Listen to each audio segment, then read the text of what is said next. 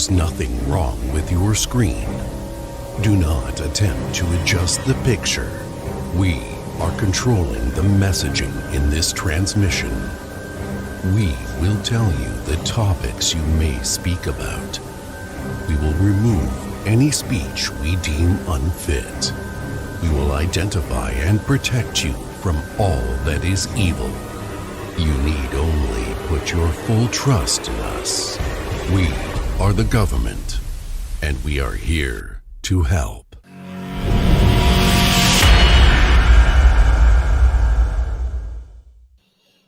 Hello and welcome, everyone. So, Jack, we're finally got you back on, and I know you've been following everything we've been talking about and kind of being engaged, and we've been talking a lot about it back and forth behind the scenes and stuff. But we have some cool topics to open up for discussion today, in particular the Ukraine situation, as well as the Great Reset, which the video that we sent out yesterday is actually doing incredibly well right now, so that's good. And then of course Article 5 and how this all ties together. So I know you've been doing some looking at, as have I, into the Ukraine situation, and I've spoken previously. We spoke about this together actually, regarding what our thoughts are as far as NATO's role in this crisis, and how weird it is, that they could have avoided all of this by just not letting Ukraine in, or not pushing the issue of Ukraine getting into NATO. And when you were looking into it, though, you stumbled upon some interesting bio facility stuff, right? Yeah, correct. Yeah, and that's a big topic right now. You know, Russia is claiming that these are bioweapons facilities. And of course, the U.S. is saying, no, they're not. And so, I'm not here to say they are or they aren't. I wanted to find out, well, what are the facts behind this? What do we know? And so to share a little bit about what I found out. So there are bio facilities in the Ukraine. There are 11 facilities. And I think I sent you a diagram of the facilities where they're located at. So there's 11 facilities throughout the Ukraine. And these were all funded by the United States. In fact, there's an agreement between the Ukraine Health Ministry and the DoD. That agreement was written in 2005, and the Ukraine has absolutely no control over these facilities. It's all handled by the United States. I didn't know that. Huh? I didn't know that. Yeah. And, the other part of it that's interesting. So if you want to take a look at their stated mission, you can go to the U.S. Embassy's website in the Ukraine, and they talk about their stated mission. And these facilities are entitled Biological Threat Reduction Programs. And so the stated purpose is to combat outbreaks of various biological threats, to identify and combat them. So did they mention if they're doing any kind of gain of function? I mean, I would think whenever I hear that kind of thing, it only makes sense that there would be some sort of gain of function research going on there, just from the standpoint of how would you combat something if you're, like, this is always there. This is what, like, Fauci was arguing when Rand Paul was kind of nailing him to the wall over the gain of function, was like, well, we need to do it in order to figure out how to stop, and it's like, well, if you don't create it, you don't have to worry about stopping it. And I'm curious to know if anything came up with that. No, that's the part I've been wrestling with a little bit. And it's an interesting point you bring up, George, because what I haven't been able to find out, and I'm going to keep digging, but what I haven't been able to find out is exactly, how are they combating the biological threats? Are they taking in the raw biological threat itself and trying to develop some type of, counter agent to it. If that's the case, why is it being done in the Ukraine? Because they're working on things like, again, going back to the stated purpose on the U.S. Embassy's website, they're working on things like swine flu. So Yeah, if we're okay. looking to combat swine flu, why go to the Ukraine to house the swine flu and come up with some type of, counter agent to that? So let's say that, all right, that's The not their Ukraine, though, mission. bro, the Ukraine is it fascinates me, to be honest with you. The more I look into it, the more, I mean, I've always understood the regular dynamics of like Russia and their relationship to Ukraine, why they're going in, NATO, all that. But there seems to be so much more going on with Ukraine that is just not out there. Like the fact that they're so important. I mean, even when it comes, and I think, and this is where I'm tying them in with this Great Reset piece, because it makes, I feel like that's why Ukraine was so important, because when you look at it, you got Soros screaming from the rafters right now, tweeting, getting active, trying to get the United States to get it more involved. And he, like according to him, we should be taking direct military action to him. And I'm like, Soros is always a behind the scenes creepy dude. He's never an upfront in your face creepy dude. So when he becomes the upfront in your face creepy dude, now it becomes, wait a minute. All right, now there's more to it, right? And this is why Ukraine fascinates me. Even Zelensky had gone and said, he just recently did a press conference where he was pretty much saying, look, forget the NATO thing. Let's talk it out, right? Like basically saying to Putin, like, look, I get it. All right, NATO's off the table. Let's hug it out, right? And NATO is just ignoring that. Like the media ignored that. Everybody ignored that. But Zelensky's out there saying, like, hey, because we've been saying this all along. This entire thing is about NATO, right? So now with these bio facilities, I'm like, all right, it's not like we're making bio weapons, but we're definitely not working on swine flu either. Yeah, and the only thing so far, George, that I've uncovered that you can hang some suspicion on, okay, rather than just generically saying, "Oh yeah, I bet we'll do that. We're doing that," is that there's documentation that shows that they're employing former Soviet scientists with backgrounds in biological weapons and warfare. So they should employ Fauci. yeah, He doesn't have the warfare background, but he's definitely got the background in biological weapons. I mean, yeah. and I'm going to straight out call COVID-19 a biological weapon. That's certainly my opinion for the censorers and crazy people out there. Like, you stated this and fact check this. And like, I'm just saying, if it walks like a duck and it talks like a duck, it's probably a duck. It probably is. Yeah. We know it came from the Wuhan lab. So now it's just like, well, did it leak or did it, and with the timing of everything, and this is why the Great Reset has begun to really and just for everyone who knows, we're sitting here talking about the Great Reset. We had not talked about this previously on the channel. And the reason for that is Jack and I had spoken about things like QAnon and things like Illuminati and the Cabal and New World Order, and we decided, we made a conscious decision that we were not going to go down these we're still interested in these things, and we still look into these things, but we were not going to make it a part of the channel until we really felt that there was a solid case to be made. And when it comes to the Great Reset, it doesn't get any more solid than them just telling you, right? Like if you haven't seen the World Economic Forum's website, oh my God, I just scratched the surface on that rabbit hole yesterday, where I had gone in and I actually registered for it because they were saying you can't get certain information if you don't register. It is so the web of madness that goes on when you log into that thing is crazy. The amount of thought and processing that they put into this. Like if you didn't believe that they've been planning this for 50 years or more, and you go to this site and you'll see. And I'll try and drop a link in the comments after after the video.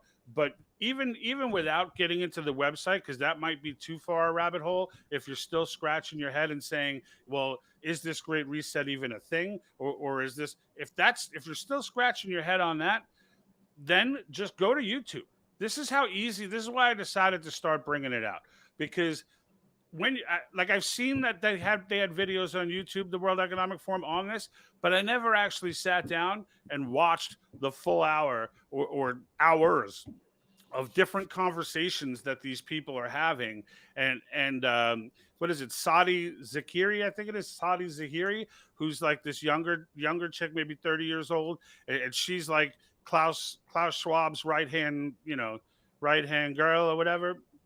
And him, another guy, and her sit on the stage and creepily tell you how they have planned your future for you. They tell you how they've planned your future.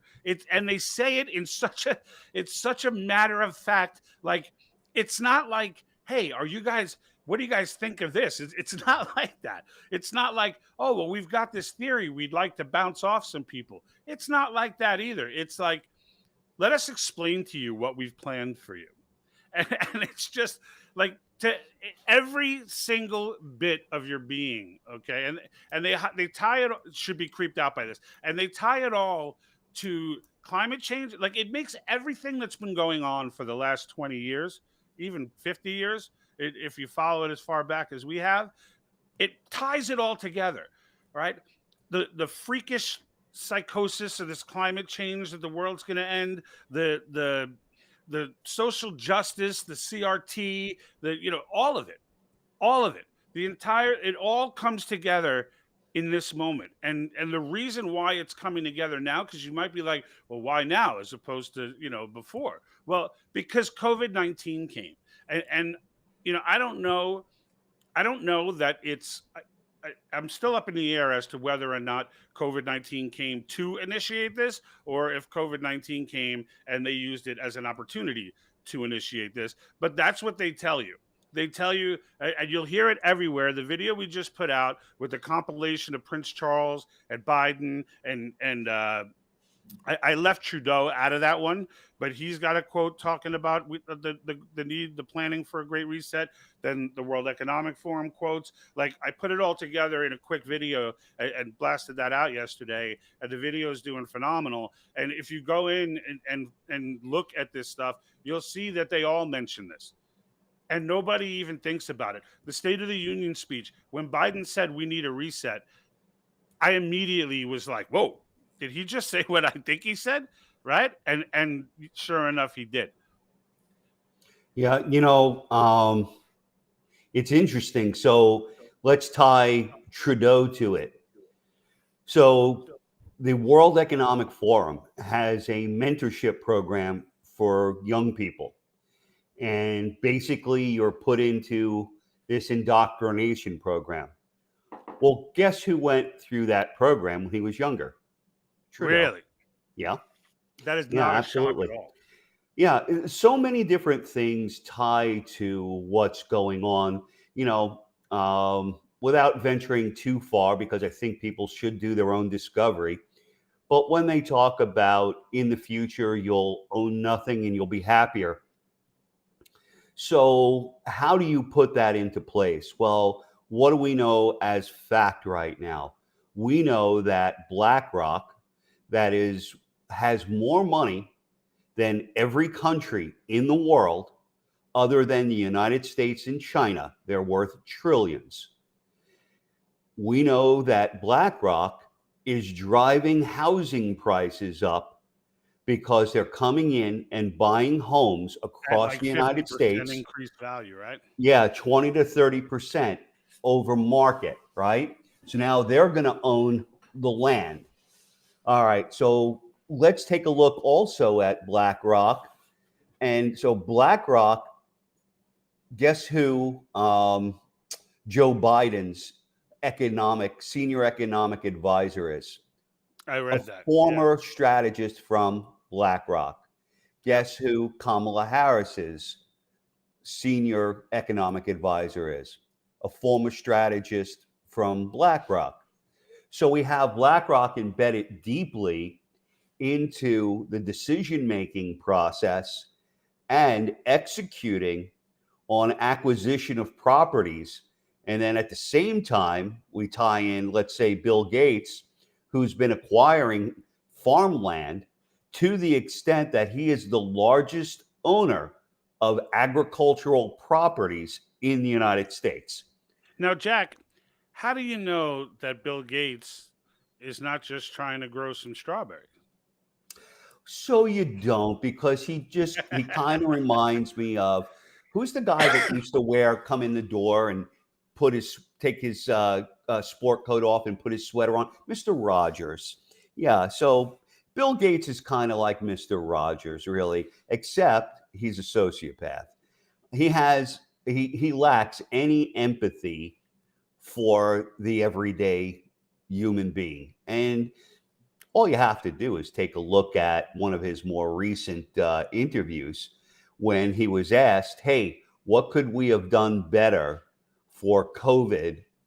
And he said, well, if everybody would have handled it the way that Australia handled it, we'd be in a better position.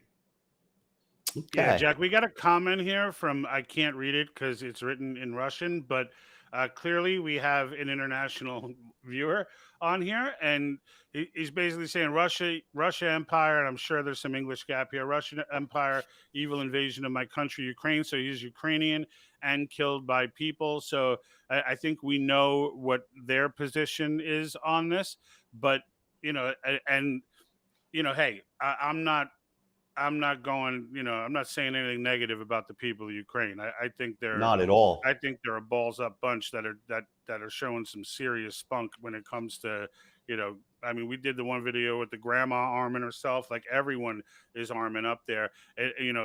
I see this differently, of course. I see this as the Ukrainian people just being victims as far as, as opposed to NATO being a good guy in this situation, because I don't think they are. But I absolutely understand the point that was made there, as far as the feeling from someone in Ukraine that, like, and I don't know what part of Ukraine. I think that matters too. But at the same time, this is complicated. And this is one of those situations where, when you look at the whole picture, and I've posted this a bunch of times, there's no good guys in this fight. There's only victims. There's only victims. Like, Putin is definitely not a good guy. NATO is absolutely not playing the role. If NATO wanted to lessen death and carnage in Ukraine, it would stop. It would come out and make a unilateral statement that at this time they're not entertaining the idea of Ukraine becoming a part of NATO. Because anyone who understands world politics knows and knew, including NATO, which made this disturbing, that if they continue to press that issue, it was going to end this way. Like, no one in foreign relations anywhere in the world were shocked that this happened. Don't let media stories trick you into thinking that there was some shock here, because there was none. Everybody knew. I could have told you in 2014 what would happen if NATO started doing this. And NATO pushed the envelope anyway. And they send this clown Kamala Harris over to friggin', like, why would you send Kamala Harris? She has no idea what is going on. None. Right? And they send her. And what does she do? She goes, right before the invasion, she goes ahead and doubles down on NATO taking in Ukraine. That's not an accident. That was insightful. That's not an accident. Talk about throwing fuel on the fire. Hey, I'd like to address that Ukraine viewer as well, and just let you know, whoever you are, from our standpoint, we're not a fan of government, centralized power. And in the United States, the centralized power in the United States has grown to such a degree that it is no longer representative of the people. Now, I don't know the ins and outs of what your people face in the Ukraine, but it would appear to George and I that there is a level of corruption that is going on. And the everyday person is, really at the mercy of this fight that's going on that we still aren't totally clear about. Yeah, And I'll tell you though, Jack, I'm getting more and more clear on this. Like the more I watch this thing play out, the more and more clear I'm getting. Because in the end, when I want to just address, Barbara Norman takes the other position. Ukraine is corrupted by the USA. Surely the people there know what's going on. Russia has been pushed too far. So, and there's a point there too, right? So, and I don't want to when I think what Barbara means, and she can correct me if I'm wrong. You know, I think what she means is their government is corrupt, right? Mhm. And this is where it's not coincidence that all this money and all this issues and stuff with Zelensky and Biden and his son and all this tied in with it. Like, there's no coincidence that all that stuff happens before this does. I'm almost ready to double down. I'm not quite there yet, but I'm almost ready to double down on the idea that this is the Great Reset, folks, upset and looking to trigger the removal of Putin. Not because he's a bad guy, which he is, but not because he's a bad guy. They want to remove him because he's not a Great Reset guy. And there's nothing they're going to do to Xi Jinping. So I ain't even trying to think that they're going to do that. But like from what I'm reading, and I'm starting to read Glenn Beck's book on the Great Reset, and one of the things he points out about it, like the world that he envisions with it, and he's done so much research on this that I'm going to give it some credence. But he sees China, like the way he was writing out the world to be, was China, India, and Russia not being involved in this whole thing. Like them taking every other nation and wrapping them into this reset, right? And Barbara says exactly good. I'm glad I got that right. And I'm trying to put these comments up on the board as they come in, but I also got to keep talking. So we're starting to get a lot of comments. So I just want to make sure everybody keeps throwing in, because I will go back if I miss any to make sure that I respond to them in the comments later. But this one from BK, this one coming out of YouTube: Ukraine president and other members of the government are beyond corrupt, can't be trusted. And yeah, that's absolutely right. I don't think or believe Zelensky and his government buddies have no choice but to stay in Ukraine. And that's another point actually to be made. So I will say this, I mean, we played, and I'll play it again if there's people out there that haven't seen it. This is a clip from, you'll have to let me scroll to it, but it's a clip from the parliamentary member in Ukraine where, and she actually mentions the New World Order. Like, she actually mentions this. And like, someone in parliament doesn't slip like that. They know very much what New World Order, what the implications of a parliamentary member saying New World Order is. No one in our Congress would ever use the term New World Order. They would never use it. No one in anyone's Congress would, unless they were trying to trigger somebody. And here's what she says. The democratic countries, we knew that we are the shield for the Europe. For the rest of us that aren't Ukrainians, I think the world, quite frankly, Kira, is surprised by the will of the Ukrainian people to stand up and fight. Are you? Well, I'm not surprised. We have been fighting Putin for the last 8 years, and we had 3 revolutions in our country when we did not agree with what was going on with the direction of where we're moving in. But right now, it's a critical time, because we know that we not only fight for Ukraine, we fight for this new world order, for the democracy. Right? So she says. So George, I couldn't hear her at Folks, all. if you couldn't hear that, you might not hear it, Jack, because you're in the stream. But if people in the actual watching this live on Facebook can't hear it, then let me know. But you should have been able to. It should have come across okay. I've played that clip on here a number of times and not had an issue with it. But we'll see. I think, Jack, because we get muted when Got it. when I play Okay. it. So. But she says at the end of it, in case anyone else didn't hear it, she says at the end of it, and you can find that online all over the place. It's not like, it's not like a unique clip, but that particular clip, she says at the end, we're not only fighting for the people of Ukraine, we're fighting for the New World Order. and then goes on to say, we know that we are the backbone of the euro or something like that.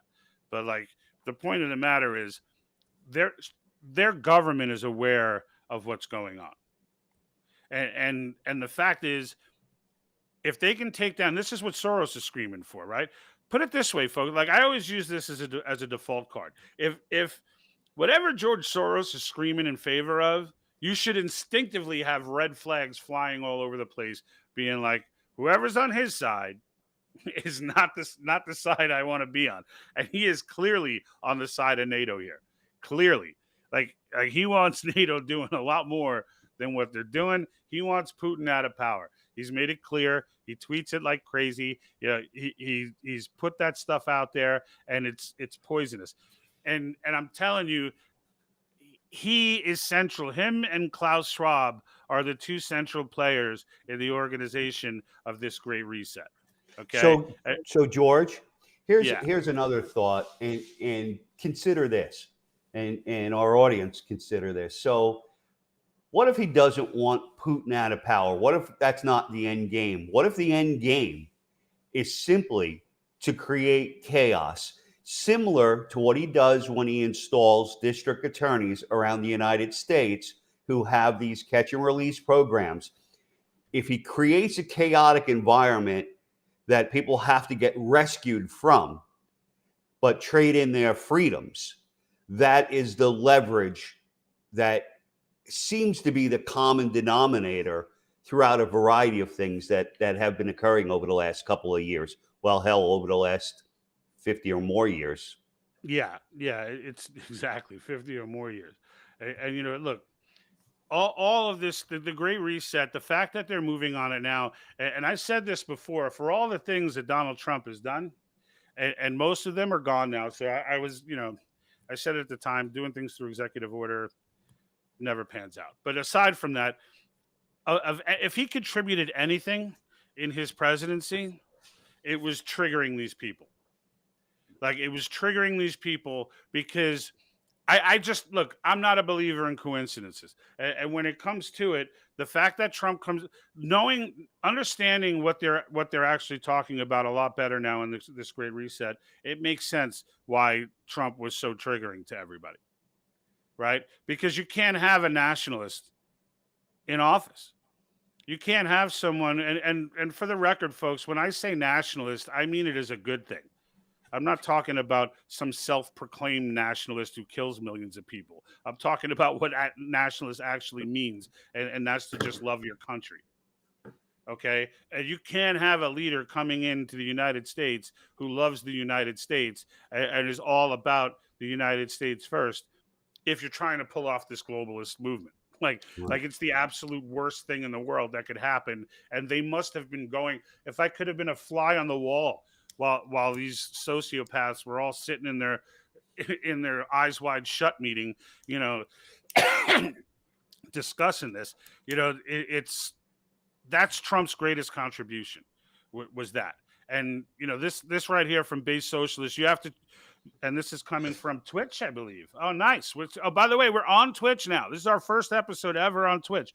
So this says you have to choose the side of Putin or the New World Order. I don't agree with that. And I'll explain to you why in a second, because the fact of the matter is all of this blows up without the United States. All of it. We don't have to do anything with Putin. We don't have to do anything with the New World Order. We can disregard all of it if we handle our business at home. And that's, I put it into the title here that we were going to bring up Article 5 because I always do. And the reason why I do, and the reason why I do it so often is because just like they start fear tactics for everything else, they're trying fear tactics with Article 5. They've actually scared conservatives out of wanting to exercise our constitutional power. And it pisses me off that happens. It pisses me off that I have to sit here and debate with conservatives. Now, I don't mind the ones who are where all of us were, like everyone who supports Convention of States, or at least the vast majority of us, at one point understood this runaway convention theory and bought into it. At some point, we all did. In the process of learning about it and then going and looking it up and trying to get, you can't help but run into the runaway convention stuff because it's everywhere. Google will throw it at you put in anything near that and Google will give you 300 articles. Actually, that's not true. There's probably about the same 10 or 15 that are circulating around that I've read them all 15 times already. If you don't know what the runaway convention is, you don't know what Article 5 is, real quick, I'm going to give it to you. Article 5 of our Constitution gives us the ability to call for it outlines how you can amend the Constitution. And there's two ways that are outlined. One, we've always done. 2/3 of the House, 2/3 of the Senate propose, they pass, that proposes it, they give that to the states, and a supermajority have to ratify it in the states. All right. The other way, which has never been used because it's never been needed until now, is that the states can 2/3 of the states can call for convention. So instead of Congress, 2/3 House and Senate, it's the states who take the role of proposing the amendments. And then the process is the same after that. They take the proposals, give them to the state legislatures, and then we need 38 states, a supermajority to ratify, same as it is when Congress proposes. But there are people out there who have convinced conservatives, for Christ's sakes, that if that happens, it's going to be a run. Like they're going to rewrite the Bill of, I don't know, all of this crazy stuff. They're going to rewrite the Bill of Rights. They're going to get rid of the Second Amendment and blah, blah, blah, blah. And it's all nonsense. It's all nonsense. Let me tell you what it will do. All right. There are three amendment proposals out there. One is for term limits for all federal officials. So stop with we have elections. Those are term limits. This is not just elected officials. We're talking SCOTUS. We're talking deep state. We're talking everybody. Okay, that's one. The other one is fiscal restraints. Okay, this is the key one for the Great Reset. These next two are the keys for the Great Reset. Okay, one of them, the fiscal restraints, balanced budget amendment, is an example of what might come of that. What will come of that? The balanced budget amendment will come of that. We'll see what hopefully they can overturn the 16th and stuff like that. But balanced budget amendment alone. All right. If Congress is forced by Constitution, by clear constitutional edict, that they have to balance the budget, our debt clock will turn. Yes, there will be other changes, but our debt clock will turn in the other direction. Now, to understand the Great Reset, one of the ways that it plans on funding itself is through quantitative easing, is by the United States. Inflation is not an accident right now. It's by design. Okay. It's by design. They're going to pass bills. They're passing these bills, and people, we're all yelling like, well, it's supposed to be an infrastructure bill, and it's got all this money. They don't care where the money's going. They don't care about infrastructure. They don't care about any of it. The only thing they care about is spending. That's it. The goal is to spend as much as humanly possible, bring the United States down to the level of the Europeans, and then put together this freaking multi-country council of theirs where they can start, with their committees and global rulers to start planning the economy for everybody. That's what it is. And if you force the United States out of that game and we start paying down our debt, it is 100% impossible for the Great Reset to continue. 100% impossible. Cannot happen. Because it's absolutely necessary for them to devalue our currency that way. If there's a strong US dollar, there's no way that the Great Reset can happen. And the last part was government overreach, where we shut down the Board of Education. We get the government out of everything that it has no place under the 10th Amendment to be in, including all the places that the Supreme Court has allowed them into over the course of the last 2 centuries. All right? So then goodbye CRT, goodbye all of that crap. Goodbye all of it. All right. So now that takes away their infrastructure to continue to breed generations who believe this crap. All right. And that's what we can do. Right. So base socialist, that's what we can do. We don't have to choose sides between these two. We can blow off both of them. We're cool like that. We're the U.S.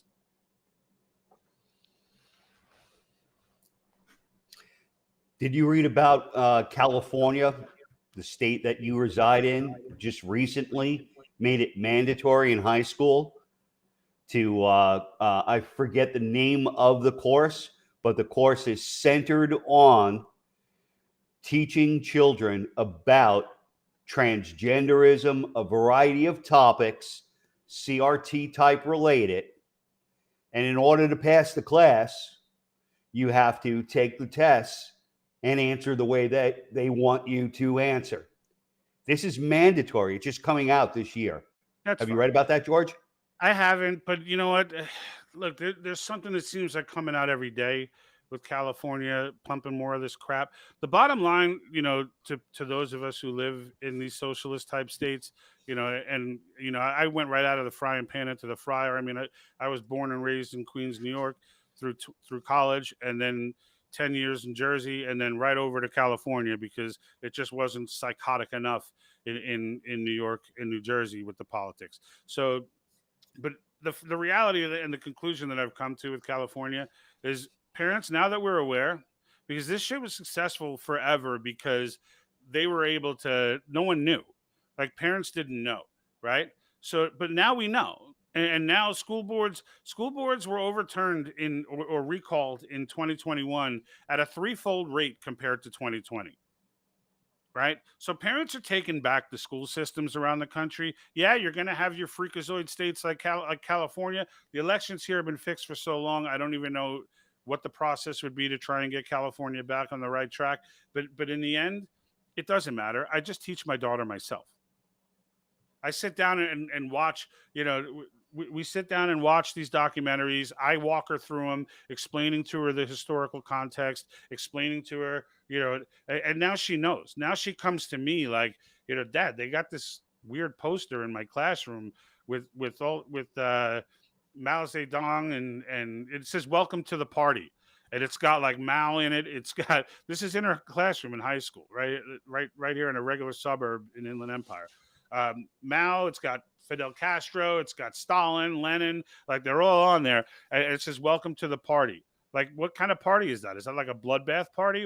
I mean, it's insane, but it's there, right? It's insane, but it's there, and it's just crazy. So, now Base Socialist has a question here. It says, how do you get 38 states though? Well, how we get them, okay, is we unify. And there are more people in this country. And I will note this as well. There are state legislators are not the same animal as federal legislators. It's not the same thing. All right. I know a lot of us tend to think, they're all the same, and maybe point to some story of a corrupt politician in your state. They're not the same freaking thing. I can tell you that. I watch these debates on the floor, and I watch just when you listen to them talking about something like cause, and as they debate through it, and many of them started thinking like runaway convention years back, because it's been going on for like 9 years, and they voted against it, and now they're voting for it because they read up on it and they've learned, and now they get it, and they almost feel guilty. State legislators are very close to their constituents. When you hear them talk, what you hear is things like, I was speaking to one of my constituents the other day who was telling me, or I just got a letter from a constituent that said this, and they're quoting off the exact, like these are people who, I had a constituent stop by my office the other day. You never hear those things coming from federal legislatures, ever, ever. And the key here is a lot of these resolutions have passed bipartisan. A lot of these resolutions have passed with Democrats getting on board. Massachusetts, folks. All right. 14 Democrats on this committee passed it through committee. They sat there, they listened to their constituents speaking, all right, and they passed it through committee. The fact of the matter, now whether it passes the House and Senate there, we'll see. But the fact that it didn't just get shut down because it's some psycho-liberal state tells you that when you organize and you get together, and they didn't go in bomb throwing, they didn't go in insulting them, they went in appreciating them.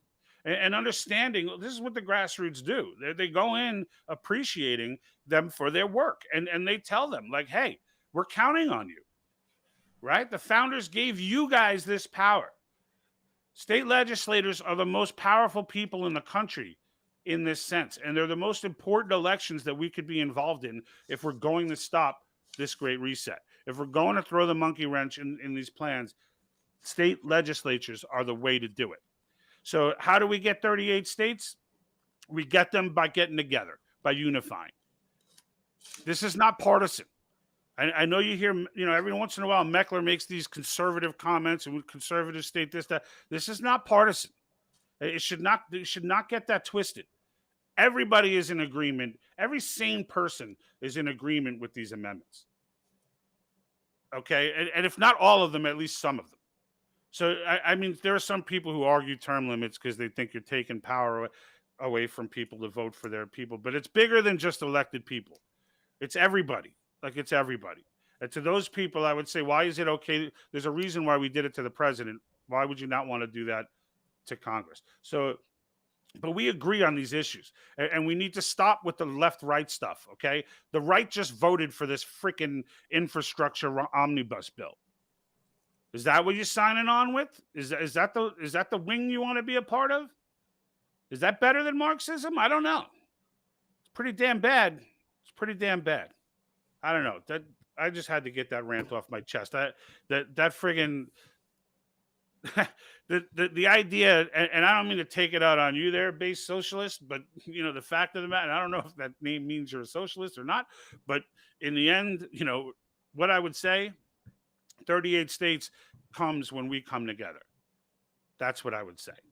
And when we pressure our legislatures and we push those buttons and we let these people know that we're hot and we're angry and we're done, because they are too. It's their sovereignty that's being taken away. That's another important point to understand. This attack is directly on them. So the idea that they're aligning with the federal government doesn't make any logical sense, because the federal government is trying to usurp their power and their authority. Take it, Jack. Yeah, just on top of that, I think one of the common denominators among some of the states that are not jumping on board is the fact that they're busy still nursing on the breast of the federal government.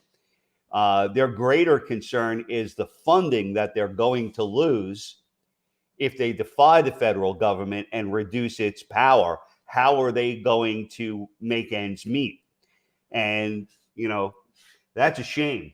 And because they're not acting in the best interest of the people, they're acting in a financially irresponsible manner by saying, oh, we're going to lose some funding, as opposed to seeking ways to increase their own capabilities. Yeah, and Jack, though, I'll give you a ray of light on that comment, because I have been watching these debates, these floor debates in their entirety. And I have been listening to some of the clowns that are making the same case against. But what I have seen is many a legislator say what you just said out loud, and acknowledge that, what, like, we're guilty here too. And that, and they accept it. Like, I can't ask more from them than that. You know what I mean? At least they see it. So like at least when they're talking on the floor, they're saying, like, hey, look, we're all yelling at the federal government right now, and they all agree we need to do this now, but they're also saying we need to change the way we're behaving too. Because they know as well as anyone that all this money that gets trickled down from the from the Department of Education, all that money comes with strings. The reason why you have CRT in these classrooms is because the federal government wants it to be so. And it's not and they haven't usurped the Constitution by doing this, even though the Constitution does not give powers of education, because the way that they're doing it, the states are still technically in control. And this is something people have to, I get that a lot. I get people saying a lot, why do you think they're going to follow any amendments that you put in if they don't follow the Constitution now? They do follow the Constitution now.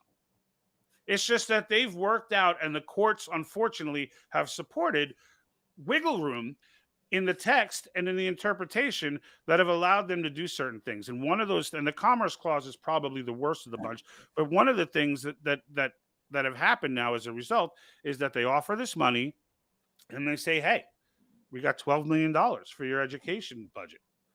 And the states are like, really? $12 million for education? Yeah. Oh, wait. Before you take it, here's the curriculum you're going to need to teach. And they don't even look at the curriculum half the time. They just take the money. They just take it and go, 12 million, we'll teach whatever you want. And then poof. And now they're coming to the realization, though, of what they've been doing. Like, you can almost feel the sense of shame when they speak on the floor and acknowledge that they've been, a big piece of all of this. So like, You know, George, you bring up an interesting point, and I want to transition that into our individual accountability. Let's forget about the legislators for a moment. More often than not these days, people your age, people my age that I'm having conversations with, they're breaking down and admitting that they were asleep behind the wheel, that they I'm one of haven't them. been, yeah, we're all one of them. And so going back to that one guy's question in terms of how do we get 38 states, some of that is people recognizing their place in the Great Reset and the fact that we've ignored so many things for so long as individuals because here in the United States, our problems were first world problems. You know, we have, Baskin and Robbins ice cream is the world, right? I have so many things to choose from. And what if I can afford this or can't afford that? But we're not watching some of the most critical things. We've been sleeping at the wheel. So, how do we get 38 states on top of what George said? By accepting responsibility, by being accountable, and by making the decision that you're not going to be asleep and maybe poking a couple of the relatives and so forth and waking them up as well. Start sharing things and help to spread the word. The more people that get on board with this and recognize it as a viable method to prevent what otherwise I feel is inevitable. Yeah. We, And we need those people. We need all of us together. it's a great point. Too many people are complaining and then saying, "Oh, what can I do?" Right.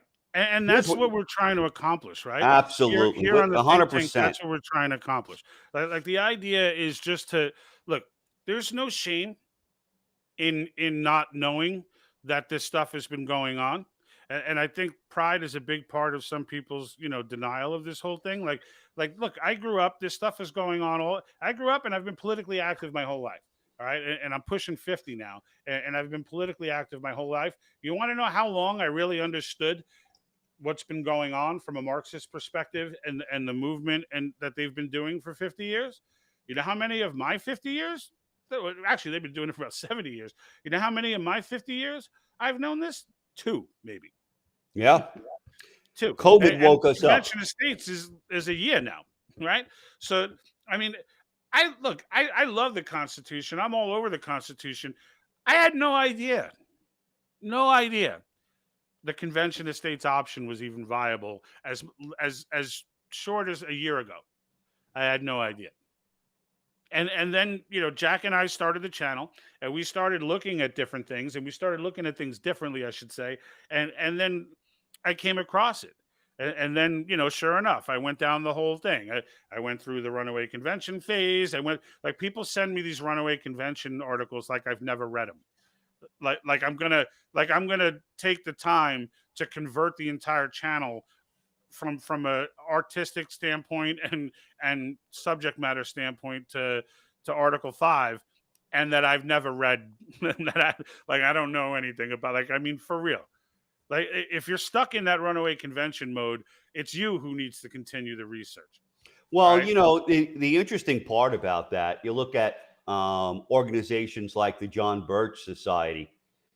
They've been Right. around since, yeah, they've been around since the 50s and 60s, and they do a tremendous amount of mailings. And who they target are registered Republicans, and Right. they've been sending this stuff out since the 50s and 60s. It's a seed that's been planted for quite some time, and Yeah, so because it's an without uphill. Republicans, you can't. It's the same thing. Like I was saying, if we pass the amendments, what happens to the Great Reset? Like the Great Reset knows if conservatives aren't behind it. I just got done saying how bipartisan it is, but it's true that conservatives should be fired up. I mean, this is in the conservative wheelhouse, right? So like like people who vote when I say bipartisan, obviously the Marxists are not, right? They're the ones that are going to get crushed by this. But in the end, not every Democrat, every Marxist is Democrat. Not every Democrat is a Marxist, and it's important for people to understand that too, right? Not every Democrat is a Marxist. Yeah, so There are a ton of Kennedy Democrats out there. You know, even in Hollywood, like you look at Bill Maher now, right? Like this guy's out there, he sounds like a damn conservative to me. Talking about free speech and this and that. Like that's what they used to stand for. Right? Like there are plenty of Democrats out there who are scratching their heads going, what the hell happened to my party? I think you make an interesting point. I want to add to that. I was having dinner last night with some folks from Wisconsin, and they're Democrats. The one lady turns to me and says, "You know what? I voted for Biden, but there was no choice, right?" Which tells Always you, the choice. yeah, well, which tells you her hatred of Donald Trump was Right. so great that she didn't see a choice, which is unfortunate, right? That's fine though, Jack. But in the end, it didn't matter because there's no way that guy got 80 million votes. I don't care who says what, how, when, whatever. The idea that Joe Biden got 80 million votes is absurd. It's an insult Yeah. to the intelligence of Americans. Granted, but the point being is that here's a Democrat, lifelong Democrat, that is now, according to the conversation we had last night, disgusted with the Democratic Party. And when we had a conversation last night, and she started saying she had no choice, and Donald Trump was this and that, all I did was say, look, I understand why you feel that way, but I'm glad to see how you feel about the Democratic Party as well. I'm not thrilled with either party, and here's what we can do about it. Right. That's why I'm bringing this up, because there are opportunities that will present themselves for us to not do the typical back and forth argument on Trump and Biden. Who cares? Yeah, exactly. Let's talk about what we can do to get centralized power or to decentralize the power and put it back in the hands of the states. That is our saving grace. And we have to put aside all the divisionism that is constantly being fed to us. We are literally being incited by the folks that are involved in this new world order. Oh, you're lesbian. Oh, you're transgender. Oh, you don't believe in abortion. Oh, you believe in abortion. We're so busy throwing stones at one another and not looking at ourselves. Meanwhile, they're advancing. They're playing chess and we're playing checkers. And it's time to stop. Absolutely. Well put. The checkers chess is the perfect analogy. That they're just playing this game at such a higher level than we are. That this is what we need to focus on, folks. I don't care. Look, I welcome any Democrat on earth that loves this country. All right. And is not brainwashed with all this. America's the devil. America's the devil. Any patriot, like the idea that patriot now, they've turned patriot into like a word that's supposed to mean like you're a racist and it's disgusting. Like if you buy into all that crap, you may be lost, right? Yuri Bezmenov says if you're in that deep, you're done. There's nothing we can do to save you. You're going to die believing that crazy stuff. And so be it, right? So I ain't trying to reach those people. But I can tell you, this is when we talked about mass formation psychosis, and which by the way, percentage wise, falls right in line with Solomon Ash's conformity theories or conformity experiments, which have been repeated dozens and dozens of times in different ways and come out with the same percentages. There are 30%, right? And if you're not familiar with any of that stuff, folks, so I'll give you the Solomon Asch thing. They basically ran a study where 8 people were sitting down. One of them was a subject. The other 7 were in on it. They gave them they showed them a line, and then they gave them A, B, and C, 3 different lines. One of them was the same. And then they basically had all 7 people who were in on it give the wrong answer. and see if the peer pressure of that would make the last person give the wrong answer. And it turns out that they did about 75%, 70 to 75% of the time they caved into peer pressure. Now, when asked, like, why did you do that? Why did you make that decision? This is the percentages I'm talking about. 30% of them actually defended their decision and tried to like convince the researchers that that line was really the same size as the other line when it was clearly not. Then there was 40% who knew that it was the wrong answer, but they gave it because they didn't want to make waves. They just wanted to, they just did it to go along and get along. And then there was that other 30% who were like, the hell's wrong with you people? It's so not that line. Like, it's this line. So the key to these percentages here is that, and what needs to be focused on, and you may be one of these people in that 40%, right? Are you the person who tried to take your mask off every single time you could without fail, and make them force you to put it back on? Or did you just keep it on all the time because you just want to go along to get along? Right? And there are millions of examples like that, right? Did you get vaccinated because you wanted to, or did you get vaccinated because they told you have to in order to live a normal life? If you wanted to, God bless you. If you did it because they pressured you, and you didn't want to do it, then you're in that 40%. And it's that 40% that needs to be focused on, because in the end, if that 40% wakes up, now there's 70% who are saying, hey, that's the wrong size line.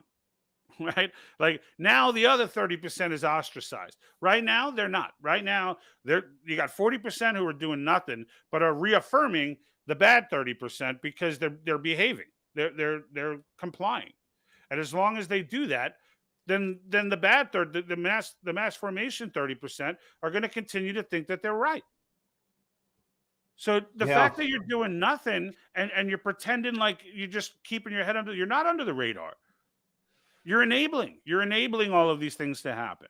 And believe me, if you think that nobody took note of how many people just went along to get along, if you think there's nobody paying attention to that, you're crazy. Because I can tell you right now, Klaus Schwab probably has a map on his wall with your face on it. That's for sure. That's for sure. Okay? You listen to them talk about this COVID-19 crisis, as they put it.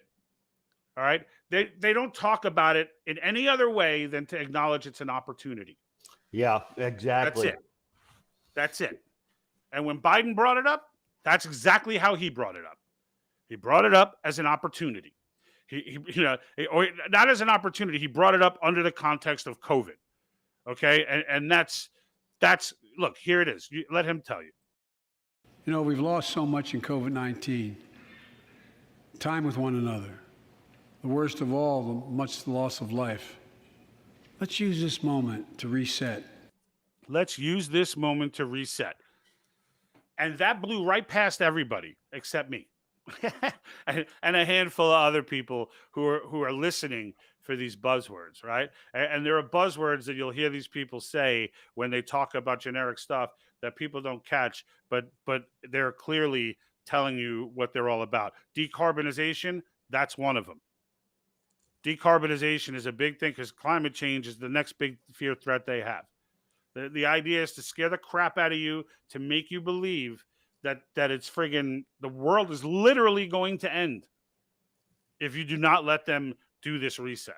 If you do not follow them on this reset, the world literally will end. There will be fire and brimstone, and the seas will overtake the lands, and that'll be it. Yeah, and meanwhile, they're talking about human engineering and transhumanism.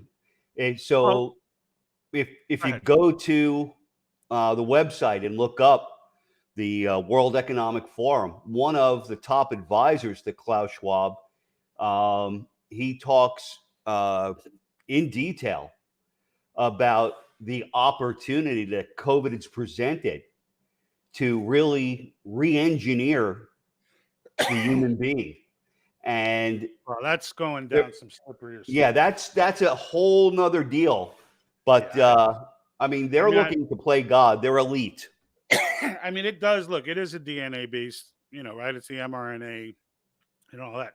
As far as some of these channels out there, excuse me, especially on like Rumble and stuff, there are some channels, not even Rumble, but BitChute, I would say, has the majority of these, where they just go down all kinds of, you know, and I don't know who these doctors are that they're bringing on. I don't know, and but I know that they're all in for saying, they were talking about there was a Hydra inside there moving around, and look, my So wife got it. She's not, yeah, she's yeah. fine. Just so you know, She I got wasn't. COVID worse than everybody else, but Yeah, other than that, she's fine. and just so you know, I wasn't referring to COVID-19 as far as bioengineering in any way, shape, or form. No, the vaccine you were saying, right? No, not. I'm not Oh, I'm referring to sorry. that at all. Oh, okay. All right. So Not they at got even all. a creepier plan that they're If outstanding. you go and if you go, yeah, yeah, In no, case I that wouldn't wasn't go. creepy enough. No, no, no. They got actual. They're building clones. It's like, Yeah, yeah, no, that's not goodness. where I was going with this. If you go, so you just started your exploration of the World Economic Forum, and there is a section that you'll find on transhumanism. Go Well, down. So it- they sit and speak at the conferences about transhumanism and how they can re-engineer the human being.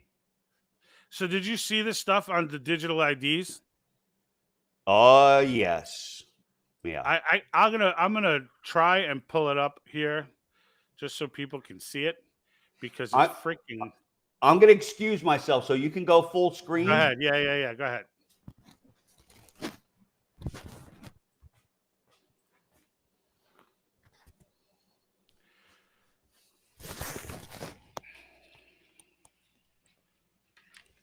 All right. I don't know if you're seeing this, folks, or not. Oh no, you're not, because I didn't put it on. So here it is. So this is the World Economic Forum website. Okay. So there's an entire section here on digital identity. So, and the goal for them being is to get everybody a digital ID. So you can tie that in with all the creepiness that you may have heard about them wanting to, the vaccine passports and all this stuff. But it's likely that they're related. All right. Whether or not, it happens, or whether, I mean, it's already happened in some countries. Whether or not they pull it off here, I don't see how that goes down. But this is real. This is their website. If you put in WEF, just Google it. Even Google will give it to you, because again, they're proud of this stuff. Google it and just put in, WEF digital identity, and the site will come up. And you can go down and join and go down that rabbit hole. I almost didn't join because I was kind of freaked out about giving my information, but then I thought, in today's world, really, like if they want to find me, they're not going to just find me. Like, I was like, whatever. I want to see what's in here. I want to see what these creepy people are doing, and that's exactly what I did. So, and I could tell you, when you open it up and you see the complexity of the planning that's going on, it absolutely validates that this has been going on for freaking 50 years. It is not new, folks. Like, this now is their opportunity. Now is when they're going to go for it. So now is when we have to step in and stop this madness, because it is just that. It's madness. And I would just say, in the end, as while Jack's out, I'm just going to, I think he's going to relieve himself. We went a little bit long here, but and we will end this shortly. But I did want to, I do appreciate everybody that spoke up and got involved in the conversation, because that's really, we just started going live recently, and we did it because the goal was to get your comments and to get feedback and to get people kicking in, and to have these little powwows with our base. And because we do it somewhat randomly, and we are looking to have a scheduled time to get together and do this, um, but until we get there, we're going to pop up these random ones, give a couple hours notice, and just take whoever can get on at that time. But again, we do appreciate it. I do want to encourage everybody, whether you're watching this live or you're picking this up later on, I want to encourage you to go to our website and click the petition link. Okay. It's www.thepatriotthinktank.com/COS will take you straight there. If you just go to the regular web page, there's just a COS button you click, and that'll take you straight there. But sign the petition, get yourself signed up for Convention of States Action while you're there, and make sure that there's a lot of things you can do. Some of the volunteers are just social media warriors, and they're just saying go out and promote it on social media, educate people. You might be someone who didn't understand what it was until you came across our site or stumbled upon their site or saw a video that maybe one of your friends shared. And then the second thing I will tell you is to share this content everywhere. Share this content, because it's important for people to hear these conversations. It's important for them to engage in these conversations. And it's important for people to understand that there's no shame in not having known. There's no shame in saying, what? No. And then listening instead of saying, what? No. And then clicking off. Right. And it doesn't, whether it's me, Jack, or anyone else, you should definitely be that much engaged, because and when I say engaged, I mean educating people, because and talking to your state legislatures, by the way. So Cause Action, if you're not familiar, will give you all the tools you need. There are district captains all over the country. Like I said, this has been going on for 10 years. There are district captains all over the country who will reach out to you, call you, and ask you, like, hey, what can you do? What, even if you can't donate money, okay, well, can you help us out with some time, right? Can you show up to this rally, at the court, at the city hall or at the state house, right? What can you do to help? And they will send a letter to your representative on your behalf. Okay, so they will send a letter to your representative on your behalf right there through the website. All right, you don't even have to write the letter. It's like they got that for you. So, so please take advantage of that. If you have not subscribed to the channel, we are available on YouTube. We are available on Facebook. We are on MeWe, and we are on Rumble. Now, I will tell you, we don't stream live to Rumble, so Rumble's not getting this right now. I did make the effort to post this to MeWe and share it with some of our groups there. I hope some of you are from there. Because I didn't like the idea that MeWe was being left out. They're very active in their comments and such. So I let them watch through the website, but please, make sure you subscribe. We're trying to get the YouTube channel to 1,000 subscribers. We just shot past the 800 mark in the last couple of days. We're at like 810 now. So we're not that long to go. Facebook as well. We're trying to significantly grow the Facebook following base. It's starting to approach 2,000, I think, on Facebook. So let me bring Jack back. There he is. Hello. Approaching 2,000 or so on Facebook. So, definitely make sure you're going there to follow as well. Jack, I just did some promoting and some hoopla, and I gave some information as to, to go to the website, check out the information, learn more. We have tutorial videos there. Jack put a lot of stuff together there as well, as far as just different ways that you could find your legislature, and you can find, how to look up bills and how to do things like that. Right. George? Yeah. I would like to take this opportunity to just tease you a little bit. The Waffle House. So if anyone's not familiar with the Atlanta, Georgia, or the Georgia area in general, I went down to visit Jack not long ago and fell in love with this place, the Waffle House. It's like the greatest thing ever. And the people were so super friendly that every morning I was like, let's go to the Waffle House. And it was like dinner time. I'm like, I could do breakfast. It is so different here. And just to let the folks know, the first thing that George says to me when I pick him up from Atlanta Airport is he goes, I realize that I think I've lived my whole life being a jerk because these people are just so nice. Yeah, and I used to think I was a nice guy until I went there. I was like, it's unreal. Unreal. I was like, maybe I've been an ass my whole life, and because it's genuine, right? Like they're genuinely nice, and like they genuinely are helpful. And when you look, and I don't want to kill New Yorkers on this one because, at least in my day there, and I know things have probably changed significantly since then, but in my day there, they were getting a bad rap for a long time. Like New Yorkers were actually really helpful. They just don't go near them during rush hour.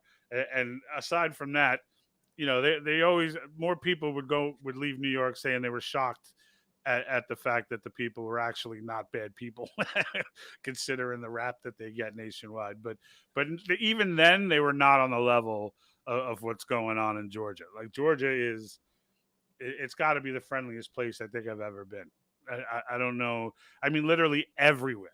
We went to Home Depot. Home Depot. The guy, the staff don't just say, "Hey, let me help you." They're like, "No. Drop everything they're doing and be like, let me walk you to the other side of the store to exactly where it is. And if we don't find it, I'll spend the next 20 minutes with you looking." Like, this is how they are everywhere. Supermarkets, like everywhere. It was just in every restaurant. Every single place we went, people were so nice. It was crazy. It did make me feel like a jerk. Well, some men are leg men. Some men are high men. Me, I'm an ass man. My friends, they tell me, you're an ass, man. A little Rodney Dangerfield. I miss him. Oh, man. All right. So, look, I think we had a good powwow here. Again, I want to thank everyone who participated.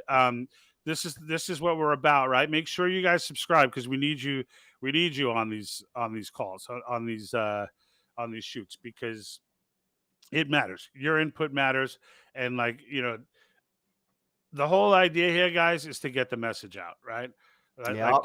There's still, I guarantee you, there are a ton of Constitution loving Americans out there who have no idea any of this is real.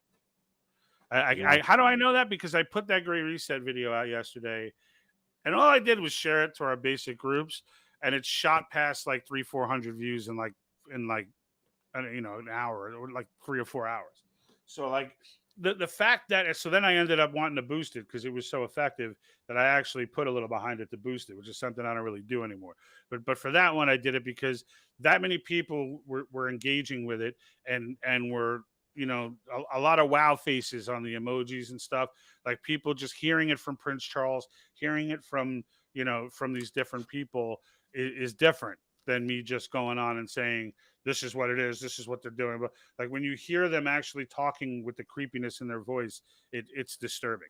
And I think that's why that video is so impactful. It's one of the reasons why I wanted to jump on today. I also wanted to let Jack tell me a little bit. I wanted to question him on those bio labs in Ukraine. I hope you guys like the intro today.